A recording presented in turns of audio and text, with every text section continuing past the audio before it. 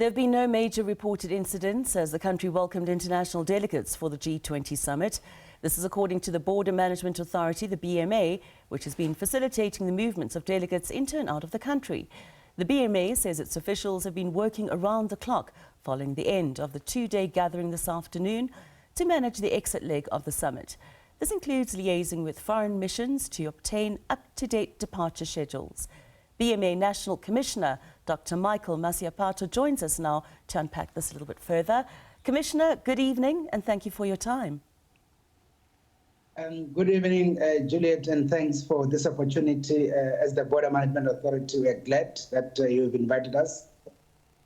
The global gathering, the first of its kind on African soil, saw the welcoming of hundreds of dignitaries and their security detail, facilitating their safe travelling into the country and out of the country again. Must have been a mammoth task. So what's the latest as dignitaries are travelling out of the country? Yes, indeed, Juliet. We have actually turned the operations now to start facilitating the exit leg of the dignitaries. And by the way, we actually started yesterday. After the signing of the declaration, we started seeing even some of the heads of state also exiting yesterday. For instance, the Prime Minister of the UK also left yesterday. And of course, some of the other heads of state, like that of Spain, also left yesterday. And we also had so since this morning, then we started seeing most of the other heads of state actually starting to exit. Up to this point, since this morning, we've exited just around 15 of those.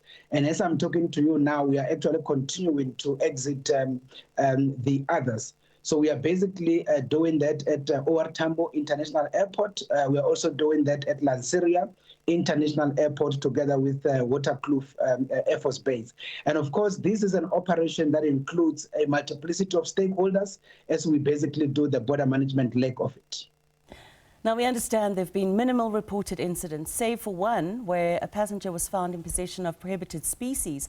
Tell us a bit more about that.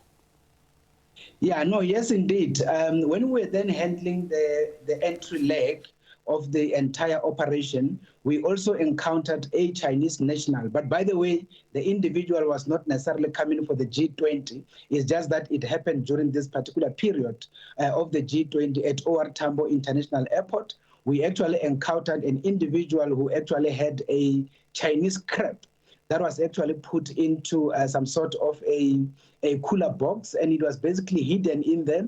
It was very much alive, and that is a very serious endangered species that is not necessarily supposed to be allowed into the country.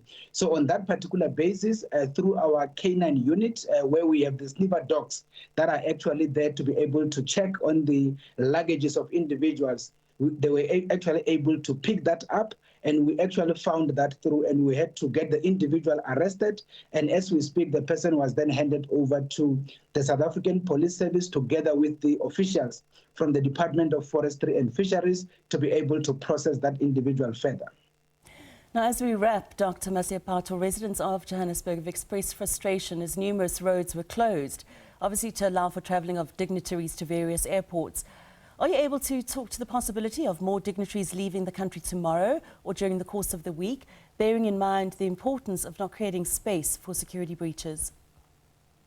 Yes, indeed. That part of the activation is being facilitated by the overall NAT joints, and of course working together with the relevant traffic authorities. And of course, in this instance, we talk about the Ekurhuleni Metro, we talk about Tshwane Metro, together with the Johannesburg Metro teams. So in terms of that particular activation, they are actually making sure that the heads of state are able to be properly facilitated as they come through into the port of entry.